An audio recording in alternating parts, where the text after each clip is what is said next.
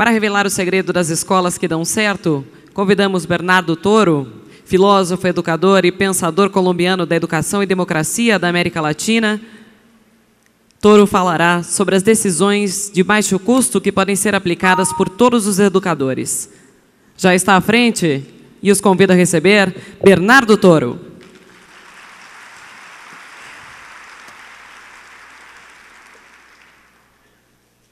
Pido disculpas por hablar en español. Leo muy bien portugués, entiendo muy bien portugués. Tengo un negocio con todos mis amigos de Brasil, que ellos hablan portugués y yo hablo español para poder expresarnos mejor, lo que hace que pueda asistir toda la conferencia sin micrófono en portugués, pero hablar portugués, eso es otra cosa. Bien, todo lo que voy a decir es evidente, obvio.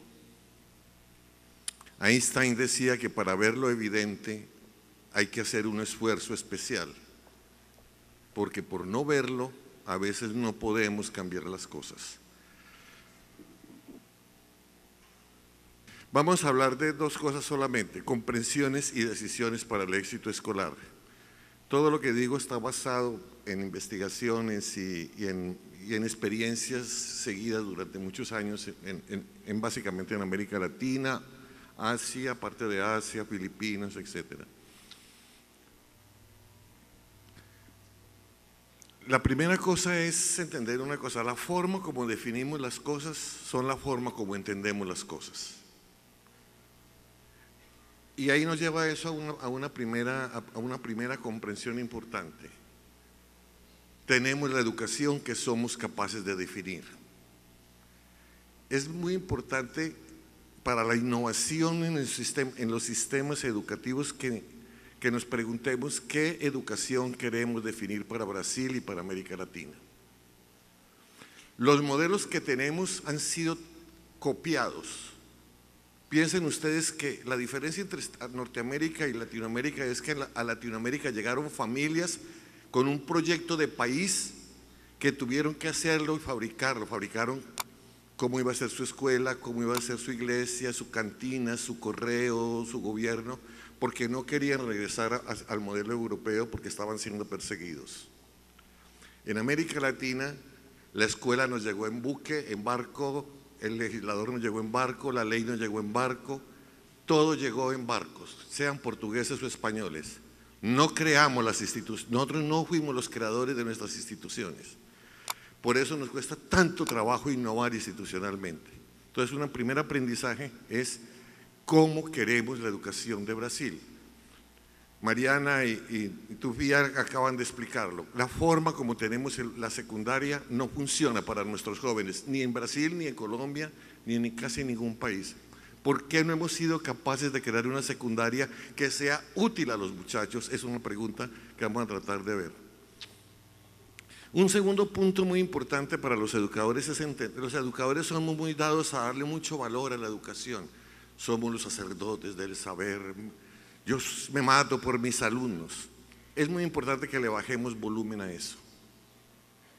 Señoras y señores, la educación existe por una sola cosa: porque el saber no es natural al ser humano. Si el saber fuera natural, si el conocimiento fuera natural, la educación no existiría. La educación es un acto artificial, es un invento humano, quizás la mejor creación de la modernidad. Y precisamente porque es un invento, la podemos cambiar a la medida que nosotros la necesitemos. Dejemos de respetar tanto el aparato. Tratemos de caminar, de decidirnos a preguntarnos como países en América Latina o Brasil en particular, ¿qué es lo que queremos con la educación? ¿Cómo la queremos? Es un invento nuestro. Como es un invento nuestro, podemos modificarlo, transformarlo, eliminar cosas que no nos funcionan.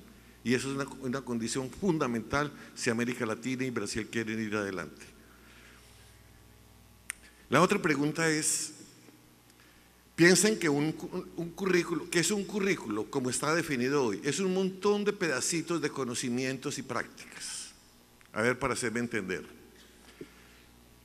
Las matemáticas son una ciencia muy grande que tiene muchas disciplinas, ¿sí? Cálculo, geometría, teoría de números, análisis, topología, etcétera, aritmética. De todo ese montón de saberes, la secundaria seleccionó un área que se llama álgebra estructural, que es como el lenguaje de las matemáticas. El álgebra estructural tiene un capítulo que se llama teoría de polinomios.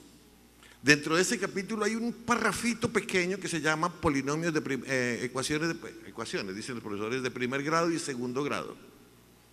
De todo ese universo de las matemáticas, tomamos ese pedacito y lo pusimos en Colombia, está en octavo y noveno grado.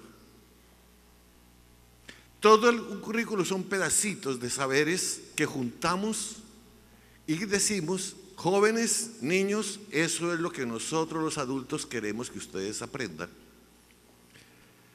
La pregunta es: ¿están nuestros muchachos y nuestros niños aprendiendo lo que queremos que aprendan?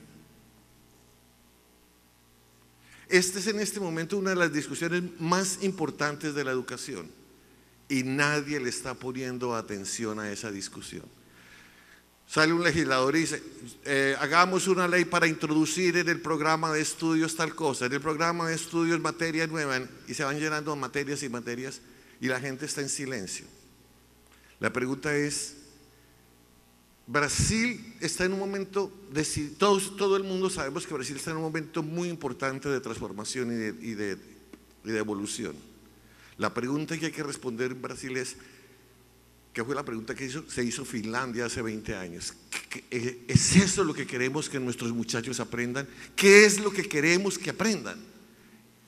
Según esa respuesta, así va a ser la educación de Brasil. Si no hay respuesta a esa pregunta, va a seguir siendo la misma educación, sin cambios. Y porque además, el currículum define cuál es la ética del futuro de ese país. ¿Cómo queremos que nuestros muchachos miren las transacciones de la vida? ¿Qué ética queremos? ¿Queremos la ética de la acumulación, el poder, el éxito, que es como está estructurado el currículum hoy? ¿O queremos la ética del cuidado, la solidaridad y la compasión? ¿Qué es lo que el futuro necesita? Porque aprendemos a cuidar o perecemos.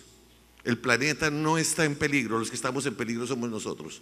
Si mañana desaparecemos, pueden estar todos ustedes muy tranquilos. El planeta seguirá girando alrededor del Sol 4.000 millones de años más sin nosotros. Si no cambiamos nuestro comportamiento frente al planeta bajo el paradigma del cuidado, es muy poco probable que la empresa que tengamos sobreviva, que la educación que tengamos sobreviva, que como especie sobrevivamos. No es apocalipsis, es simplemente mirar los datos. Una transformación educativa requiere una buena definición de escuela. Esta tela que está ahí fue la que usamos hace 20 años en Minas Gerais para el movimiento de la reforma del estado de Minas. Lo primero que nos propusimos es cómo definimos una escuela de tal manera que todo el mundo entienda que es una escuela. Y la definición que se tomó es esa: una escuela es buena si el niño aprende. Esto es muy importante. Miren, ustedes vieron las entrevistas de los muchachos. La gente cree que la escuela es un lugar para dar clase. Aún más, la gente define a los educadores como una persona que da clase. Los educadores se definen a sí mismos como las personas que dan clase, que enseñan. Pero en América Latina nadie define la escuela como el lugar donde hay que aprender. Y el lugar donde todos los niños deben aprender. No podemos seguir creyendo en la distribución de la curva de Gauss, que unos aprenden mucho, otros aprenden poco, muchos promedio, otros no aprenden nada. Eso no es serio en la educación. La educación es de los fenómenos sociales, que es lo mismo que la comida, que es lo mismo que la salud. Es necesario que todos la tengan. Todos tienen que tener éxito. Una escuela es buena si su gran proyecto es que la gente aprenda. Su gran proyecto no puede ser dar clase. ¿Qué hay que hacer para que los niños aprendan? Bailar, bailemos. Montar un circo, montemos el circo. Gritar, gritemos. Dormir, durmamos. La clase es una estrategia profesional, pero no es la profesión del educador. Miren, definir un educador como docente es lo mismo que definir un médico como consultólogo. El médico hace consultas, pero esa no es la profesión del médico. El educador puede usar la clase como estrategia, pero esa no es su profesión. La profesión del educador, me devuelvo. La profesión del educador es que la gente aprenda. Él es el responsable del aprendizaje en la sociedad, del aprendizaje formal, institucional. Los padres son responsables de otro aprendizaje, la empresa es responsable de otros aprendizajes. Pero el aprendizaje básico formal que una sociedad ha elegido, que quiere que los niños aprendan, el profesional que responde por eso es el educador. Por eso el educador deberíamos aceptar como normal la evaluación de los jóvenes como indicador de si lo estamos haciendo bien o no. Y tomando una frase de Claudio Mora, si nuestros países, si Brasil le pusiera el cuidado a la educación que le pone a la selección de fútbol, tendría la mejor educación del mundo. Así ustedes están atentos de no que el jugador sea bonito, no, sino que juegue, que obtenga resultados.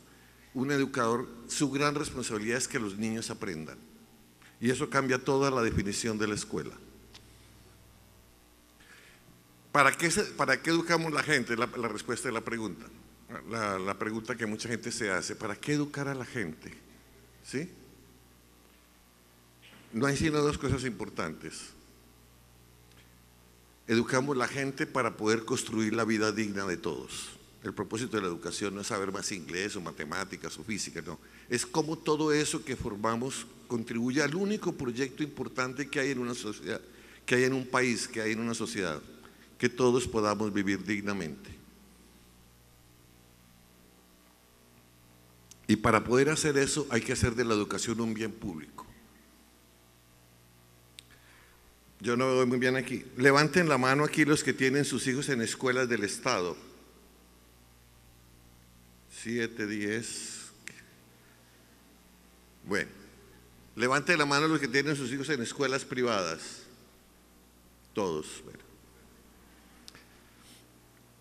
Levanten la mano los que piensan lo siguiente, que si los hijos de los otros, los que están en escuelas del Estado, quedan mal educados, gran parte de su trabajo se va a perder. Señoras y señores, el gran proyecto de la educación es cómo hacer de la educación un bien público. O sea, cómo hacer de la educación un bien que sea de igual calidad para todos. Sea que estudien Positiva o en la escuela Tiradentes. ¿Cómo logramos eso? Mientras no logremos eso, no podemos hablar de calidad de la educación. Imagínense en lo siguiente, que aquí en Curitiba pasara esto, que un porcentaje de la población recibe agua potable y otro porcentaje de la población recibe agua de menos calidad. ¿Ese acueducto será público? Es un acueducto corporativo, porque un bien que debería ser de igual calidad para todos, como es el agua potable, debe llegar de igual calidad a la casa de la persona más rica de Curitiba. Esa agua debe ser de igual calidad a la que llega a la casa más pobre de Curitiba. Si el agua no es de igual calidad para todos, el agua no sería un bien público. Eso mismo pasa con la educación. No podemos seguir aceptando de que una parte de la sociedad reciba educación de una calidad y otra parte de la sociedad reciba educación de otra calidad. Porque si seguimos aceptando eso, en vez de hacer de la educación un factor de articulación social, estamos haciendo de la educación un factor de ruptura social. Y así Brasil no puede salir adelante, ni Colombia, ni Argentina, ni Chile, ni ningún país en América Latina. Este es el desafío más importante que tenemos en términos de calidad de la educación.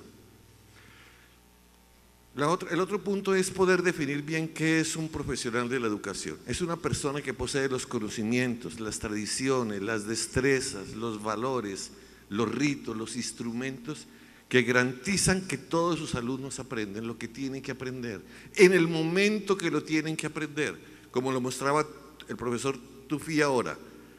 La probabilidad de que un muchacho esté a tiempo es muy baja, es solamente el 50% para la generación recién nacida. Tenemos que buscar una escuela donde la gente tenga éxito en el aprendizaje. La profesión del educador no es dar clase, esa no es la profesión, es garantizar que los alumnos aprendan. Él es el responsable dar clase es muy fácil, los niños dan clase, los decanos dan clase, los jefes dan clase, dar clase es facilísimo. Lo que es muy difícil es que la gente aprenda, garantizar eso. Decisiones para el éxito escolar. Bueno, voy a ir un poco rápido porque el tiempo. Sí, hay muchos estudios y muchas investigaciones, muchos Delphis se han hecho sobre averiguar cuál es la decisión más importante en un sistema educativo. Las decisiones importantes generalmente son muy evidentes, muy obvias, pero no las tomamos. La decisión más importante en la primera serie, en la segunda serie, en la universidad, en la maestría y en el doctorado y en el postdoctorado siempre es la misma. Nombre los mejores profesores en los primeros y segundos cursos. Nombre el mejor profesor en primero de primaria, el mejor profesor en segundo de primaria. Nombre el mejor profesor en primero de secundaria. Nombre el mejor profesor en primer semestre de universidad. Nombre el mejor profesor en primer semestre de maestría. Nombre los mejores profesores en primer semestre de doctorado. Pero no hacemos eso. ¿Por qué es tan importante esta decisión? Porque está demostrado que si un niño aprende bien en primero y segundo, su probabilidad de terminar primaria sin repetir es del 80%. Si el niño fracasa en primero, su probabilidad de terminar primaria repitiendo año es del 30%. Para un país es una economía enorme poner los mejores profesores en los primeros grados, pero no hacemos eso. El profesor de primero y segundo curso, grado, que aquí dicen serie, primera y segunda serie en cada nivel, debería ser el profesor más importante y de mejor reconocimiento en la sociedad. Si seguimos poniendo a los profesores de menos experiencia al principio, no vamos a poder superar los problemas de aprendizaje que hay. ¿Cuáles son las características de un buen profesor? Voy a leer. Tienen un concepto positivo de sí mismo, tienen expectativas positivas de los niños y esto es lo más importante, no culpan al alumno del fracaso. Un país es muy serio en educación cuando deja de culpar al alumno del fracaso. Si un niño yo vivía en Canadá, lo peor que puede pasar en una escuela canadiense es que alguien diga hay un niño que está de bajo rendimiento. Toda la escuela entra en alarma roja porque es como una epidemia, como si tuviera viruela, porque un niño no puede fracasar. Y entonces se ponen todas las energías en ver cómo ese niño logra adquirir el ritmo del aprendizaje que se necesita. Dialogan con sus colegas, logran mucha participación, se aseguran de que todos se entienden, sabe que los niños se vuelven indisciplinados cuando no están aprendiendo. No es lo contrario, la gente cree que porque son indisciplinados no aprenden, no, es porque no están aprendiendo, son indisciplinados. La otra decisión es importante, que esta es muy obvia, es cuidar la longitud del año escolar. Un niño chino está estudiando 300 días al año, 6 horas diarias en primaria, 8 horas en secundaria. Un niño latinoamericano está estudiando 200 días al año, 4 o 5 horas. Es evidente que nuestros niños aprenden mucho, los niños de China aprenden mucho más porque tienen más tiempo de exposición al aprendizaje. Y una nota, el tiempo de aprendizaje no es de los profesores. Ustedes y yo ya gastamos el tiempo de aprendizaje. El tiempo de aprendizaje es de los niños y de los jóvenes, por eso no lo podemos robar, no lo podemos desperdiciar. Es un acto contra la ética robar el tiempo de los estudiantes. Voy a saltarme porque las tareas son muy importantes, pero es que el tiempo se acabó. Quiero insistir en esto. Uno de los problemas más serios que tenemos en América Latina es que culpamos al niño del fracaso. El niño dice, papá, perdí el año. El profesor dice, Pedro perdió el año. Y los amigos dicen, Pedro perdió el año. Y el niño dice, yo perdí el año. Hemos logrado que el niño y el joven se atribuya el fracaso que no depende de él. Si un niño no aprende es por una de estas dos razones, o porque no está motivado, o porque el método no es bueno, o por ambas cosas. Cualquier persona, a cualquier edad, incluyendo a la edad que yo tengo, puede aprender cualquier cosa, si tiene el método adecuado y la motivación adecuada. Nosotros, una cosa muy importante es que en América Latina la formación de profesores va sobre el contenido, no sobre la estrategia. Hoy el contenido es un commodity, está ahí. Hoy el conocimiento como tal casi no tiene valor. Lo que sí no está en internet y que el profesor tiene que usar es, hoy un profesor bien formado, ¿qué debería ser? Ser formado por lo menos en 20 o 25 métodos, según la edad, el tiempo, el sexo, ¿sí? Y en múltiples métodos de motivación. Eso sería un profesor. Lo demás está en internet, pero cómo manejar la motivación y cómo manejar el método es el gran desafío que tiene la educación en América Latina, y no formamos a los educadores para eso. Y para terminar esta gráfica, esta gráfica fue publicada en el año 2000 en el estudio del Laboratorio Latinoamericano de la Calidad de la Educación, que es el primer estudio comparado de los países de América Latina, y se hizo una regresión para ver cuáles eran las variables que más ayudaban al rendimiento, ¿no? Entonces, grupos multigrado, evaluación sistemática, alumnos del mismo nivel, etcétera, y oh sorpresa, se encontró que la variable que más mejora el rendimiento es el clima del aula. Termino con eso explicando. Hay demasiados estudios, en Colombia se estudia mucho esto por razones obvias, seguridad, ¿no?